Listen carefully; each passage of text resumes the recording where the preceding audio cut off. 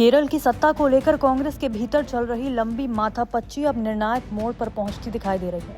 दिल्ली में लगातार बैठकों और रणनीतिक चर्चाओं का दौर जारी है। पार्टी नेतृत्व अब ऐसे चेहरे की तलाश में जुटा है जो सिर्फ सरकार ही नहीं बल्कि संगठन को भी मजबूती दे सके। इसी वजह से मुख्यमंत्री की कुर्सी को लेकर सियासी हलचल अपने चरम पर पहुंच गई। सूत्रों के मुताबिक कांग्रेस सांसद राहुल गांधी खुद पूरी प्रक्रिया पर नजर बनाए हुए हैं। दिल्ली में उन्होंने केरल कांग्रेस के कई वरिष्ठ नेताओं से अलग अलग बातचीत की।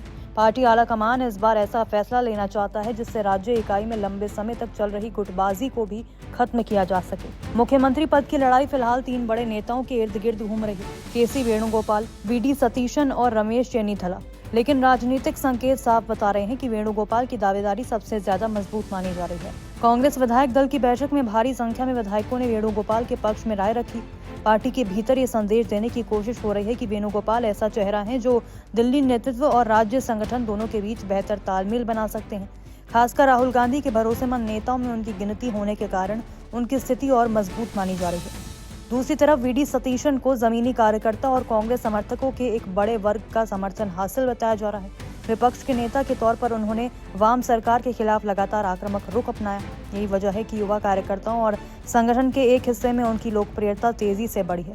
सतीशन समर्थक सोशल मीडिया से लेकर सड़कों तक उनके पक्ष में माहौल बनाने में जुटे हैं। राजनीतिक विश्लेषकों का मानना है कि कांग्रेस सिर्फ मुख्यमंत्री चुनने की प्रक्रिया में नहीं है बल्कि 2026 के चुनावों की बड़ी राजनीति भी तैयार कर रही है। अगर वेणुगोपाल को राज्य की कमान दी जाती है तो दिल्ली में संगठन महासचिव का अहम पद खाली हो जाएगा। इससे कांग्रेस नेतृत्व को एआईसीसी में बड़े बदलाव और नई टीम तैयार करने का मौका मिलेगा। पार्टी के भीतर ये सोच भी तेजी से उभरी है कि केरल को कांग्रेस अपने मॉडल स्टेट के तौर पर विकसित करना चाहती है।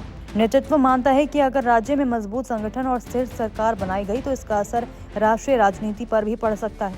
वेणुगोपाल के राष्ट्रीय अनुभव को इसी रणनीति का अहम हिस्सा माना जा रहा है। सबसे दिलचस्प पहलू कन्नूर की राजनीति को लेकर सामने आया। पिनरई विजयन का प्रभाव जिस इलाके में सबसे ज्यादा माना जाता है उसी क्षेत्र से वेणुगोपाल का जुड़ाव कांग्रेस के लिए बड़ा राजनीतिक हथियार बन सकता है।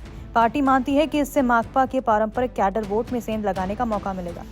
सामाजिक समीकरणों को भी इस फैसले से जोड़कर देखा जा रहा है। नायर समुदाय में वेणुगोपाल की पहचान भाजपा के प्रभाव को चुनौती दे सकती है। वहीं मुस्लिम लीग जैसे सहयोगी दल भी दिल्ली नेतृत्व से मजबूत संपर्क रखने वाले चेहरे के साथ सहज माने जाते हैं। ईसाई समुदाय के बीच भी उनकी स्वीकार्यता को कांग्रेस अपने पक्ष में बड़ा फैक्टर मान रही है। हालांकि अंदरूनी खींचतान अब भी पूरी तरह खत्म नहीं हुई। अगर वेणुगोपाल को मुख्यमंत्री बनाया जाता है तो सतीशन और चेन्नीथला खेमे की नाराजगी खुलकर सामने आ सकती है। विपक्ष पहले ही कांग्रेस पर हाईकमान संस्कृति का आरोप लगाता रहा है। ऐसे में माकपा इसे दिल्ली से थोपे गए चेहरे के तौर पर प्रचारित करने की कोशिश कर सकती है। इसके अलावा एक और चुनौती उपचुनावों की भी मानी जा रही है।